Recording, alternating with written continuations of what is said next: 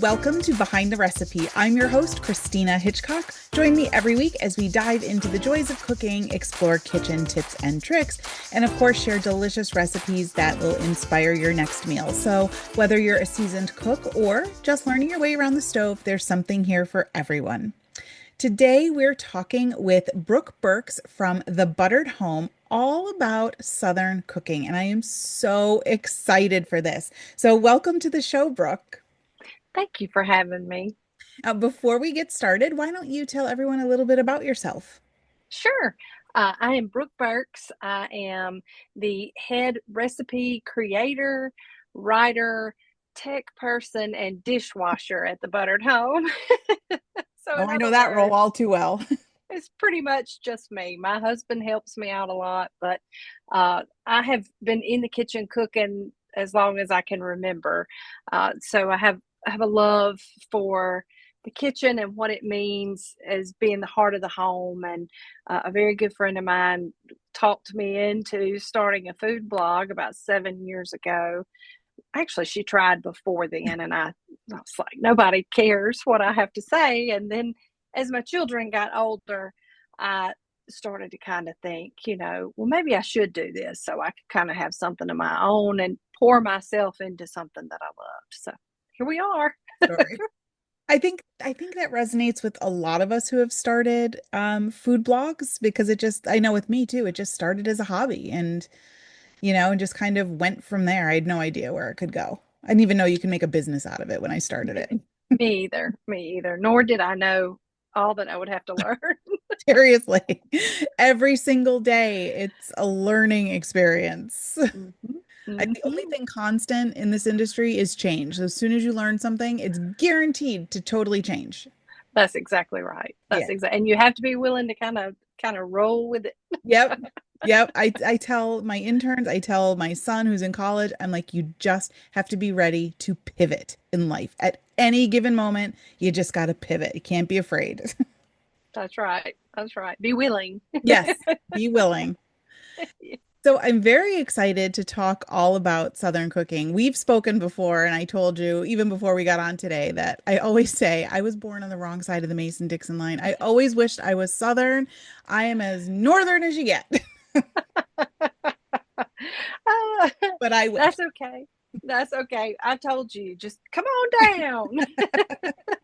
But I'm fascinated by everything. I'm fascinated by the food, the culture, just the ideals and everything. And it just ever since I was a little girl, it's been that way. So I'm very excited to talk all about like scratch cooking and Southern cooking. So maybe we can start with what separates Southern cooking from other cooking. Oh, gosh. It's hard for me to answer that because I'm Southern and I don't really know any other way to cook. And There. and then the very foundations of Southern cooking is such a melting pot of Mm. other culture. So I think for me, it's kind of a hodgepodge where we've taken the best of French cooking, we've taken the best of German cooking, we've taken all of the migratory essences of people who came here so many years ago during colonial times, things like that. We've taken all of those things and we have melted it into one style of cooking. Mhm. But in my mind, it's cooking out of necessity with what you have and what's in season, and taking that and being creative by the method in which you make it, if that makes sense. Yeah, absolutely. And I think one of the things that I always think of when I think of Southern cooking is scratch. Everything's made from scratch with butter and a lot of love. Hmm. Butter, love, and flour, Yeah, and usually. flour. True, true, Fat true. and flour. I'm sure you go through a lot of that. Yes, yes, we do, and a lot of that comes is from the influence of like the English when they moved here. Like, take for example Savannah. The whole city of Savannah in Georgia was developed as a kind of an agricultural epicenter because of the richness of the soil, the availability of the river nearby, things like that. They were able to grow diverse produce there. And so the people came for that to be able to grow economically. And with that, and you have all of these different influences that come in.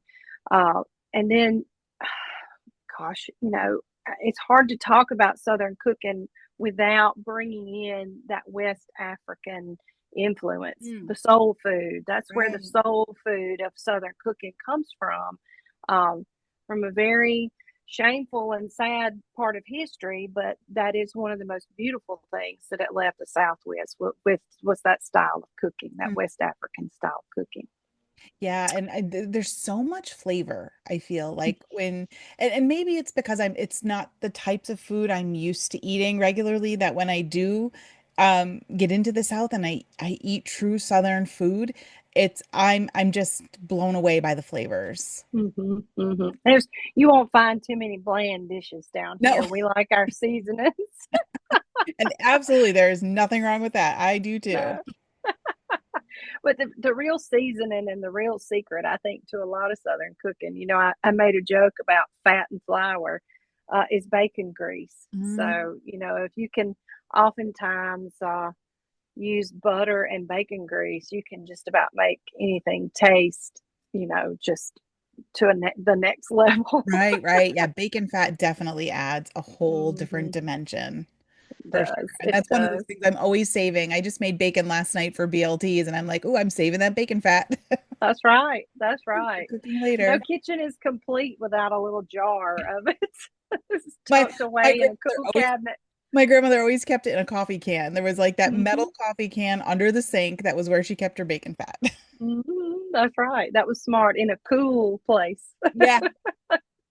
Yeah. Part of me thinks it was like to keep the pipes and the septic safe, but then the other part of me now I know that it's because of the flavor and she cooked with it afterwards. Yes, that's correct. That's correct. Waste not, want not. We That's had a lot true. of that too. That's part of that necessity thing I talked about Yeah, too. that is true. I mean, that's one of those hmm things that's just, um, ground into you as a kid, growing up in a household like that.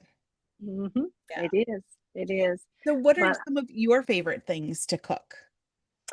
oh gosh, all of your typical favorites. Like I'm probably like my biscuits or Mm. I love making my biscuits, and that's a very southern dish, and everybody has a different technique. But if you get a compliment on your biscuits, then you've really done something for sure. And chicken and dumplings, I like Mm. because that is a recipe where and they're all kind of shortcuts you can take, but the best absolute way to do it is to take, a whole raw chicken and cook it and then use the broth that you make from it, not only in the dumpling in finished portion, but using it in your dumplings to make the dumplings. Mm. That's where that flavor difference comes in and even the texture difference. But that's kind of we take one thing and we turn it into something else Right. kind of dish. So those are probably my two quintessential Southern dishes. Oh, and collard greens. I love Collard making greens. collard Yeah. greens. Okay. Love Yeah, making collard greens. those are fantastic. I remember, oh God, I was so little and blown away the first time. So I had family that lived in Florida, and we used to drive from Pennsylvania to Florida. So you'd go through the Carolinas and Georgia and all of that. And I loved stopping at the various, like my family always stopped at diners, and the waitress would come. She'd be like, "Y'all want grits with that?" And that was my horrible Southern accent, my horrible attempt. Please don't come No, at me for that. no, I probably you sound probably a lot like me, right? We get I was like, even as a a lot little of I'm like, yes, I want grits with that. yeah, we get a lot of flack for our accent in some Oh no, places. Some people love it, and some people are like, "Whoa, what y'all doing up there?" I could But listen to it all day long. All day long. It's not flat and nasally like mine. no, no, you're not. You're Yeah. not at But all. I But learned even as a young girl, like to love that kind of stuff. Like, and I understand like where grits came from. I mean, it's kind of like, like oatmeal, and it was a food of necessity, and it was cheap, and it was easy, and it was filling. And but they're so good. They're just so Mhm. good. So if you've never They had, are. I highly recommend trying them. Yes, I don't sleep on the grits. No. And if you like polenta, you will like grits. Right, For all right. you They're Italians out there. very similar, very similar. Yeah. Both are corn products, so Yep, yep. both are corn products. So, So let's talk a little bit more about Southern cooking. What are some of your, like, if you were to teach somebody who's just getting started in cooking, what are some of the basics you think they need to know to make good food? uh, well, I think if you can learn how to make like a cream base or Mm. what we call a roux Mhm. here, you can just about make really any soup, any casserole, and casseroles are big down here. Mhm. So, learning how to use that butter and flour or fat and flour together, you can take those two ingredients and you can kind of turn it into fancier things like a bechamel by adding cheese and nutmeg and things like that. Or you can keep it just like it is and add onions and garlic to it and use it as a great base for soup or a casserole or anything like that. So, in my mind, what we call white roux, which is just the base for anything. You can add milk to it and make it like a sawmill gravy. You can add broth to it and make it a brown gravy or a blonde gravy. Yeah. So in my mind, a roux is the first place you start. Yeah, The and first that's place true. you Like start. I use that as the basis for all my gravies, and it kind of goes against everything my mom and my grandmother taught me, in making a Thanksgiving dinner because they don't use a roux. They just thicken it with flour and water in a Right. slurry.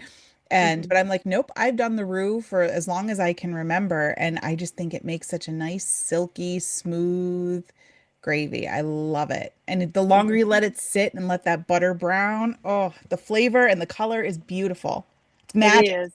It is. It's magic, and that's where some of that French cooking kind of Yeah. comes in too. Because that's prevalent there. But it's easy and it's available, and just about everybody has flour and butter. Right. And do Just you about use equal everybody. parts to make your Yes. roux? Yeah. Mm-hmm. Sure Okay. do. Equal parts. Yeah. Sure do. So what we're saying with that is, just melting butter in a pan and then, add an equal amount of flour to that and stir it until you get this like paste. I don't know how else to describe it other than like a paste. And then if you let it kind of cook a little bit longer on the stove, it starts to get more golden and brown as the fats in the butter start to brown up. Oh, it's magical. And then that's when you add your liquid and start making your sauce. Mm-hmm. Start turning it into whatever you need it to Right. turn into. But Yeah, I like it's think Yeah, I think that's a great basic skill for every level of cook to know that to have that. absolutely. I wouldn't have thought of that, but that's true. It's Mhm. absolutely 100% a good basic skill to learn because you can use Mhm. it for so many things. I mean, if you want to make homemade mac and cheese, you start there, Mhm. right there Mhm. to make your cheese sauce. Mhm. All my cream-based soups I make that way. Mhm. And I use it for something just as simple as like a base for like even a vegetable casserole. It's Mhm. real good. Yeah. So And real you could good. even add, once you have that roux started, you could add wine and make it, flavor it with wine for like the acid part of it. There's so many ways you can go. It is truly one of those foundational building blocks of good cooking. It is. It's fabulous. Yeah. Fabulous. So what are That's some, where I would start. yeah. So where else would you go with it then? Oh goodness. Probably in my mind that I would teach somebody to make biscuits, of course, Mm, because you can make those savory or sweet and they're good to have for any meal of the day. yeah. Um, and then as far as roasting, like roasting meats, Mm, because it's essentially the same no matter what protein you use and things like that. And you can teach so much about seasonings when you roast meats. yeah. You can teach how to kind of pair different flavors together. Hmm. So we roast a lot of meat here, so that's one good avenue. That's you talk about seasoning, and that's the one question or comment I think I get the most from my readers and listeners is, my food just doesn't taste good. And usually after I do a little digging, it's because they're not seasoning it either at all or not enough. Right, And it right. makes a huge difference. I did an entire episode in the beginning of this podcast, like when I first started this podcast, on seasoning food because I feel so passionate about it. I mean, like, you have to add salt 100% Hmm. to everything you're making. You do? You Yep. It sure just do. brings out that flavor of whatever it is you're cooking, you're baking. It's not going to, raise your blood pressure that much. I'm not a doctor. Please don't take that as medical advice. But proper seasoning does it means everything. And so do you play like what are some quintessential Southern seasonings? Like if I was going like what would set, what would be a Southern flavor in seasoning wise? Uh, Anything spicy, hot, like something that goes with Creole or Cajun cooking, Yeah. that's typically the first place the brain goes for Yeah. that. It and we do use a lot of garlic here. We use a lot of garlic here and a lot of lemon pepper. I know that sounds crazy, but lemon pepper is used a lot in Southern cooking. Okay. Um, Wouldn't have thought of that. but in Cajun and Creole cooking, you've got your smoked or your Hungarian paprikas, and then you've got your cayenne peppers and different things like that. That give it that spice and that kick. And we tend to make a spicy version of everything here. There's nothing wrong So with that. no, no, there's nothing wrong with that. Nothing. But like my grandmother, she cooked with a lot of garlic. She almost added garlic to everything. And that was just garlic or lemon pepper are the two flavors of my childhood. Mine too. I swear I eat it till it comes out of my pores, the garlic. Yep. And there is no Mhm. such thing. When I see a recipe for 1 clove of garlic, I'm like, there is no such thing as 1 clove of garlic. No, no, you've got to measure that with your heart. Yeah. There's like a meme about Yeah. that, but One we equals do. four in my book. Yes, that's right. And we take a lot of smoked meats or pork byproduct like ham, different parts of the pig, and smoke it, and then use that to slow cook and season a lot of our vegetables. Mm, So, like collard greens, what we call butter beans, which is actually limas. Peas, things like that, are usually cooked with some form of pork. So the salty and brininess of the pork kind of add to the vegetables, and that's a lot of that West African influence that comes in okay. there. I did not And know that so, was the West African influence, but like I knew that pork products were often added, but I didn't know it hmm was West African. That's interesting. yep, That yep, is that's where a lot of that comes from. Mhm. Um, and I think because like a lot of the English and Europeans that came during the colonial era, they brought pork down here. That's where the pig kind of migrated into the South, and then because we had it, and because it was prevalent and it was easy to get and it was low cost, a lot of the like I said, it's unfortunate, but a lot of the slave labor used that to season their cooking and supplement their cooking. And that's where a lot of like we're famous for our barbecue, and that's where a Right. lot of that comes from too. So Interesting. Yeah, soul food and smoked meats. soul food and smoked meats. Yeah, I mean, it just sounds glorious. I yeah, couldn't yeah. imagine a better meal. Um, No, when it comes to barbecue, I know like there's so many varieties when you talk about barbecue. I mean, every area has its own flavor. What do you feel like you're best known for? Like your area is best known for? oh, the Alabama white sauce. Okay. And I know that's not barbecue, but it goes with the barbecue. Yeah. But the Alabama white sauce, it was invented in North Alabama. So Okay. that kind of goes on everything. It's really better like on barbecue chicken. Mm, But I guess the Alabama style of barbecue would not be a dry barbecue. It would be more like a wet barbecue. So when you see those mops, when Right. people make that butter-based barbecue sauce, that's more like what we have here. Okay. So And that's more yeah, you're smoking the meats more than like just grilling it. right. Yeah. Mm-hmm. And Mm-hmm. it's usually like some pork product, or is it brisket or both? Both. Both. Mm-hmm. Pork butt, Pork butt. Yep. which is shoulder. I I know that's always very confusing to a new cook. The pork butt, the pork shoulder, the different names and how there's multiple names that go to go to the same cut of meat. It's all very Mm-hmm. confusing. Yes, very Um, much.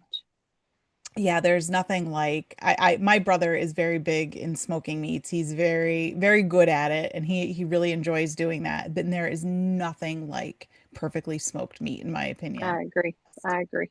It's Mm-hmm. just beautiful. It's a I beautiful. agree. But I'm definitely gonna have to try the white sauce on barbecue. I've had it on chicken, but I've never had it on either brisket or pulled pork or anything like that. I'm kind of Mm-hmm. now, are you Mm-hmm. a coleslaw on the barbecue or on the side person? On the side. Very emphatic about that. And is it more vinegary coleslaw or more mayonnaisey? Vinegar, more vinegar. I was just at a restaurant. Just a little touch of mayonnaise, just to make it a little creamy. But Yeah, it definitely has more of that pop, that zippy vinegar base. So, it was a couple weeks ago. I was at a restaurant and I ordered chicken with the white barbecue sauce. And I asked the waitress, now this was up this way, up north. And I asked the waitress, I'm like, the coleslaw, is it vinegar based or is it mayonnaise based? And she looked at me like I had three heads. did She's she say like, both? Vinegar? I was kind of like, I'm guessing I have a 50-50 shot of getting this right. So when she walked away, I looked at my friend and I'm like, she has no idea. Yeah, yeah. He's probably got both in it, Yeah, to it be did. honest. Yeah, it's got It was just more funny. kind of a 50-50 mix. Yeah. Mhm. So what other advice or cooking techniques would you teach to somebody to become one with Southern cooking? Oh, goodness. Well, that's kind of hard to say. But probably it would be, well, no, I've already mentioned it would be how to season Mhm. vegetables and things like that. But how to cook those classic Southern dishes.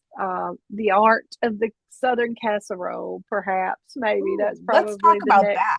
I didn't know there was Yeah, art to casserole. So let's, it's, I'm yeah, dying.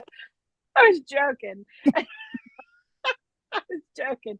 It's more of a you take what you have and kind of dump it all Okay. together in there and add cheese.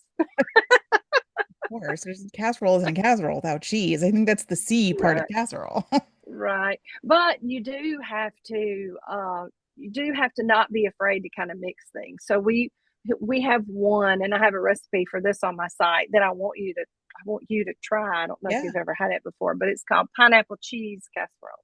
Ooh. And it is exactly that.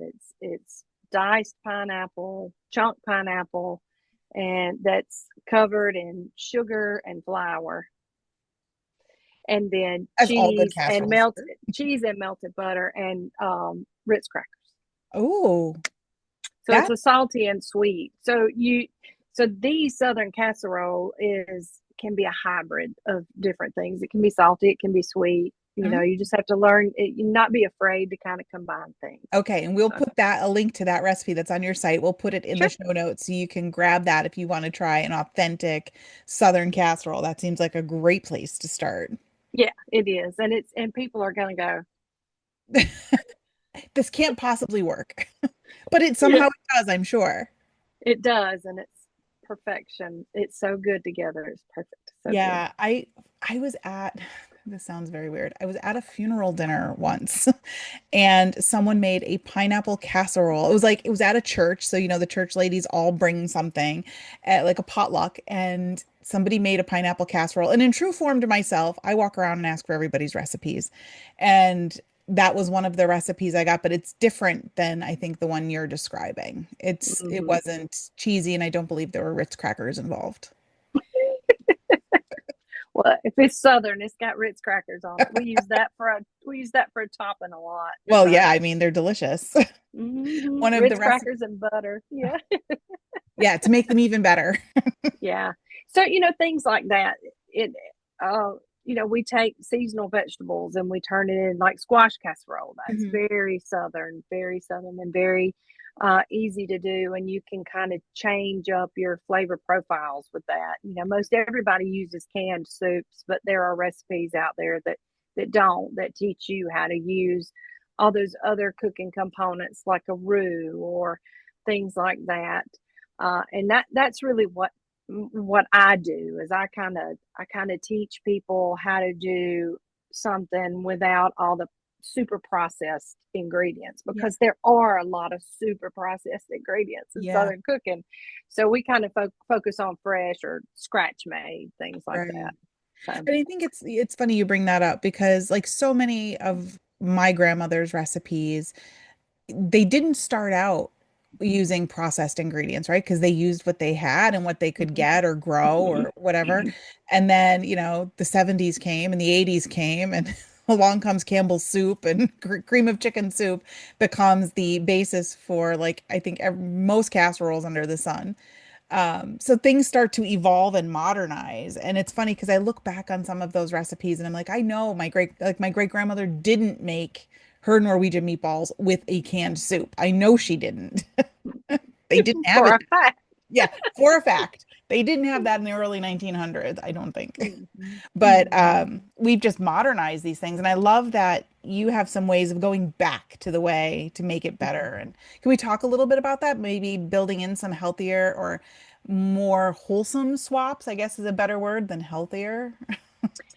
Yeah, well, I think you start there. I think if unless you're just worried about like your cholesterol or or your weight or things like that, you just swap some of those processed ingredients like the canned soups and things like that to something that you've taken the time to make, Mhm. like a simple, substitute with actual mushrooms and whole milk, and you cook those together and thicken it, whether it's either with cornstarch or flour, slurry, whatever, or butter. You start there and or even like the roux base, taking the roux base and using that instead. Mhm. um, you just you rethink your food and come out of that convenience mindset into a more wholesome mindset. And Right. then you go to the next level and you look at traditional Southern recipes. All of our salads, chicken salad, pimento cheese Mm, salad, things like that are traditionally made with mayonnaise. And mayonnaise is not necessarily bad for you if it's made correctly, but some are that you get at the store. I mean, they're not just eggs. They're not like you would make it at home. They have right. preservatives and things like that in it. So you take things like yogurt, like a Greek yogurt. And if your recipe calls for a cup of mayonnaise, you say, okay, well, I'm going to use 3/4 of a cup of unsweetened plain Greek yogurt and then a quarter of a cup of mayonnaise so that you still get the flavor from the mayonnaise, but you're giving that creaminess to your recipe in a little bit healthier way. You've got added protein and you've Mhm. got less saturated fat, things like Right. that. So, just small, healthy substitutions using almond flour in place of bleached flour and a lot of things, or using unbleached flour. If you just sit down and look at your recipe, there are lots of ways you can take it and make it healthier. It might be a little more work on your part, but the desired result is Mhm. I think worth it. So So I've never played around very much. I'll admit that with alternative flours. And does a roux work the same with different flours? yes and no. If you're using it to get really dark. Like if you're making like a dark roux, it's harder for it to brown. Mm. Also, you need to use like a super fine, like if you're using an almond flour, you need to get like the super fine, or either if you get the traditional and just run it through a food processor yourself and get it almost powdery. Because the bigger the grain is, the harder it is. The more surface area you have to brown, so it takes Right. longer. And I'm And sure it that is, changes the texture a little bit too. and it does, and some of the nut flours tend to burn a little easier. They're Ooh, not as, yeah, they're not as resilient as the old right. white flour. Right, because you think about it, like even just toasting nuts in a skillet, you look away for 2 seconds and they go from white to burnt Yes, that's right. in a So nanosecond.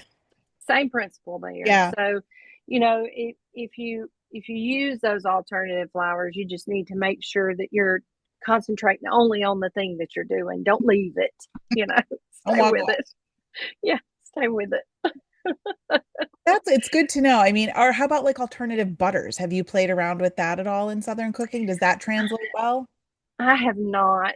I have not. The closest I've come to that is like using Irish cream Mm, butter, things like that that are a little heavier butter content, have a bigger molecule in them. But I've not played around with any plant-based butters or okay. anything like that, because I know, I guess I'm stuck on that certain level of getting what I expect, and whenever I use butter in a recipe, I need for it to perform the way that full Mm. fat butter does. So Yeah. I'm a little scared of that. A Yeah. little scared Well, about that. if any of our listeners have tried, I'd love to hear. So definitely, shoot me a comment or an email or drop a comment on this episode. I'd love to hear how things work out, using alternative ingredients in this type of cooking. Recently, I was at an event and we got to visit with the folks from Plugra who make butter, and it's a higher end butter. It has a higher fat content, and we made the same recipe. We did scones side by side with regular, I guess that's not the right word, with traditional store brand butter versus the Plugra butter. And if I didn't see this for myself, I'd be like, oh, you're just giving me marketing, marketing speak and, just rah propaganda. But I saw the way the butter performed differently and was blown away. Like it was Mhm. just the scones were fluffier and the texture was lighter, and everything was done exactly the same. We did everything exactly the same between the two batches and they turned out incredibly different. I Mhm. was blown away. So Mhm. the butter, the type of butter you use does matter. It does. It does. It does. It Yeah. sure does. And but that's the same for just a lot of types of ingredients. Mhm. I have a certain particular flour I like to use, and you can take two different flours, especially like store brand versus name brand, and just pick it up and rub it between your fingers and see the difference in the milling of the flour. Mm. So a lot of the process that ingredients go through, it does matter. I mean, it Yeah. matters a lot. So, And if you're making a recipe that only has a handful of ingredients, the quality of those ingredients is really going to show through, I think, in the finished product. There's nothing to exactly. hide behind. No, if you've got a recipe that has like three ingredients, they better be three really good Three good ingredients. ones. So, yeah, yeah, yeah. Three good ones. So, Mhm. what is your favorite Southern meal? My favorite Southern meal, and my mother passed last year, so this I'm sorry. has everything to do with her, because she, like, I had my birthday a couple of months ago, and I really kind of missed, because she always made this meal for me around my birthday where she would bake a ham, and she did this glaze using Coca-Cola, Mhm. Coca-Cola and brown sugar. And she would always glaze the ham with that. And the absolute best potato salad, mustard based potato salad with dill pickles. Those Oh, two things are very important. Potato salad, uh, and really that's all that mattered was the ham and potato salad, because I don't know anything else she fixed with it. Usually it was probably what we call ladyfinger peas, which are the tiny white peas, okay. and and then homemade biscuits, or either what she was really good at was frying cornbread. So either homemade biscuits or fried cornbread. So that's my favorite meal. Oh, that sounds fantastic. And I'm now Yeah, starving. yeah, I know. It's lunchtime, Yeah. so And if I can you come up with 10 more if you want me to. and none of them will be as unfulfilling as the yogurt that I have on my desk here. I agree. But if you're not watching this episode on YouTube, you should because you could see the memory just in Brooke's face as she described that meal, and it was truly special. So Mhm. it sounds like Thank a you. wonderful meal, and I hope you get to enjoy it again soon, and Thank you. you Thank can you. channel your mom and Yeah. make those recipes and feel I that's how I feel with my dad when I make my dad's favorite dish. I make it every year for his birthday. He passed like 13 years ago. And I do it every year for his birthday. It was his birthday dinner. And it was hard in the beginning, but now it's like that's how I feel close to him. Yeah. I love That's how right. food does that to us. That's right. Yeah. That's right. That's right. That's right. That's another thing we talk a lot about too is the specialness of recipes and um like we love our antique furniture down here, Mm, and I think I've got this like on my about page where just as important as our antique furniture is a recipe that my grandmother's grandmother made that yeah. I make today, or my great yeah, my great great grandmother's pound cake that I make today, Mm, so there's a lot of nostalgia in food, yeah. whether it come from memories or something that you've been given or taught by someone you loved.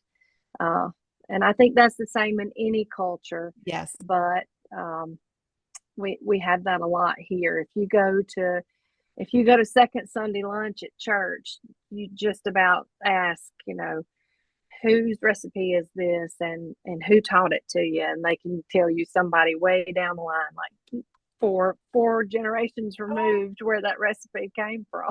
I want to go to second Sunday at church. Yeah, come on, you can come That with is me. right up my alley. That would be me. I'd be the one walking around collecting recipes from everybody. I often tell Yeah. this story. It was at my dad's funeral, and you're standing in the line and everybody's sad and you're shaking hands and everybody's kissing you and hugging you. And this one man comes up and shakes my hand and gives me a hug, and he's like, "And here's my wife's rum cake recipe." Because I had asked for it a few weeks ago, but prior, and he brought it with him. So I'm like, even there, I'm collecting. But My dad hey, would expect nothing else from me. yeah, that's good. That is a little different because down here, we a lot of us Southern women are a little proprietary with those recipes. So, like now that I'm a food blogger and publish recipes, I have to be very careful. Like I'll tell this quick story, but I helped judge a cooking contest not long ago, and one of the things that we asked for is a copy of the recipe, just so that you don't want to just send people go out and run to the store and buy Right. something and bring it. They have to kind of show that this recipe matches the item that they made. Hmm. Well, that ruffled some feathers because, you know, and my mother, like I'll even tell this, like she said, she had a couple of proprietary recipes that she had, like that I will not publish, even after she's gone. I won't publish those. But she, uh, she was like, "Well, I gave it to them, but I left out this one thing I do. That it'll still work with or without." And so I have to be careful now because I'm like, I told the lady who was coordinating this contest, I said, tell whoever's worried about this that I'm not going to have my phone and take pictures of their recipe, and I will not publish their recipe. I won't take it and make it mine and publish Right. it on my website because I felt like people were worried about that, you know. Yeah, now that you Um, say that, I could see where that could be a realistic, mhm, fear, mhm. for lack of a better Yeah. word. That, yeah. Yeah, Especially but us Southern women, we're funny about giving out recipes. Unless you're me and you do it, for a it's your for a job. half living. Yeah, your job. Well, I know in my family, I am the inheritor of all the recipe boxes. So I have everybody's, my grandmother's, my aunts, my mother-in-law's, like my other grandmothers. I've inherited all the recipes. And I love it. Like That's wonderful. to me, they're cherished. Like they are some of my favorite things to look at that handwriting and, just to, see how they wrote things. And it's one of my favorite things. Hmm.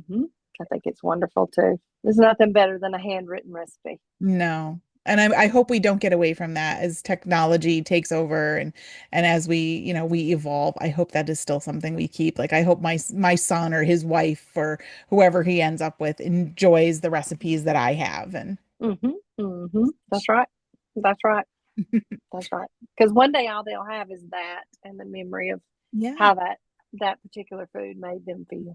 Right. Yeah. That is my Hmm. favorite thing about cooking is the memory that it invokes, like you said, whether it's that cooking it, eating it, just experiencing it, it's the best. It Well, is. It's fabulous. yeah. Thank you so much for joining me today, Brooke. This has been just a heartwarming, fantastic conversation. Why don't you remind the listeners where they can find you online? Great. First and foremost at my website, which is thebutteredhome.com. Got that butter in there, I love even it. in the website name. And then we're on social media, Facebook and Instagram, which are their normal platforms at just at the Buttered Home. And then we have a really fun YouTube channel, which is also at the Buttered Home. And I dabble in TikTok just a little bit. I'm trying to get my feet wet in that. So a follow there would be greatly appreciated. And I'm at Brooke the Buttered Home just because I set it up and then as an afterthought included my business. Well, you're better than me for getting your feet wet over there. I have one video on my TikTok and it is my son playing drums upside down. So it doesn't even have anything to do with food. It is the only thing I have out there. Yeah. Well, I do put a little kind of lifestyle content there. Yeah. Just simply because it's easier. I can throw something together like in my garden or whatever. So I do tend to do just a little more fun kind of different things there than I do on the other social platforms. Oh, that's fun. And we'll be sure to share links for all of that in the show notes so you can find all of Brooke's links there. And we'll see if she'll send us over that pineapple cheese casserole recipe that Of we can put out there course. for you too, so you can check that out. And Yeah, and I haven't left any steps out of it. So it's it is the full recipe, she claims. Just make sure there's Ritz crackers on top. that's right. Well, thank you so much for tuning in to today's episode of Behind the Recipe. I hope you enjoyed our conversation and picked up a few tips or recipes to try in your kitchen. And if you love this episode, don't forget to subscribe, leave a review, and of course, share it with your friends. And I'd love to hear from you, so send me your questions, feedback, or even recipe ideas. Just head over to itisakeeper.com/BTR. Until next time, happy cooking, and remember, everything's better when shared in the kitchen.